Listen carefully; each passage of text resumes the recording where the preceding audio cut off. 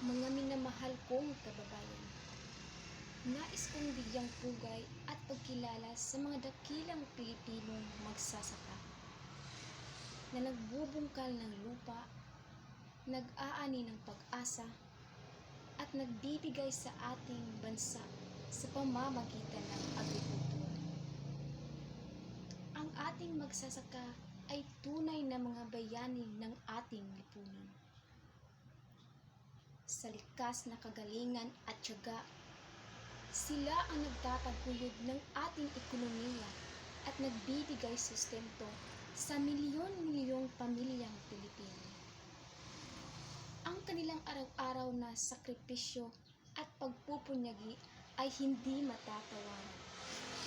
Ngunit sa kabila ng kanilang mga ambag at serbisyo, napakaraming hamon pa rin ang kanilang kinakaharap.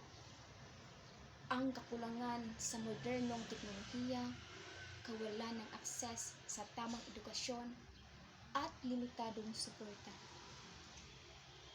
Kailangan nating bigyan ng tamang halaga at suporta ang sektor ng agrikultura at ating mga magsasaka.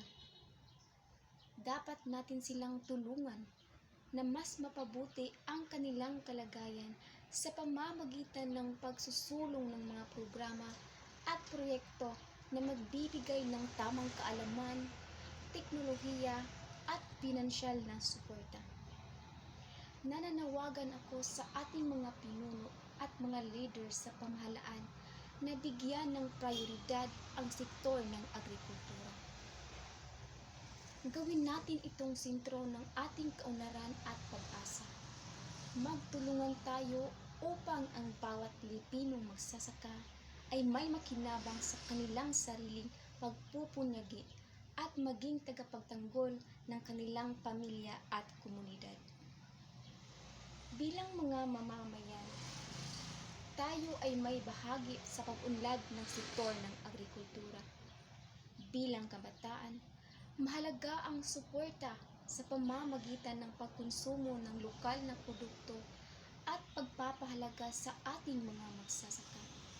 Sa bawat bote ng palay na itinatanim, sa bawat bunga ng halaman na iniingatan, nariyan ang dugo at pawis ng ating mga magsasaka. Sila ang tunay na tagapagtanggol ng ating kalikasan at pangunahing sandigan ng ating kinabukasan. Sa ating pagkakaisa at pagkakawanggawa, tiyak na magtatagumpay ang sektor ng agrikultura. Patuloy nating itaguyod ang pagmamahal at pagrespeto sa ating mga magsasaka. Ang kanilang karangalan ay karangalan ng bawat Pilipino. Muli, maraming salamat sa inyong pakikinig at pagbibigay halaga sa dakilang kontribusyon ng ating mga Pilipinong magsasaka. Patuloy tayong magtulungan at magkaisa upang makamtan ang tunay na kaunlaran para sa ating bayan. Mabuhay ang agrikultura. Mabuhay ang mga Pilipinong magsasaka. Mabuhay ang Pilipinas.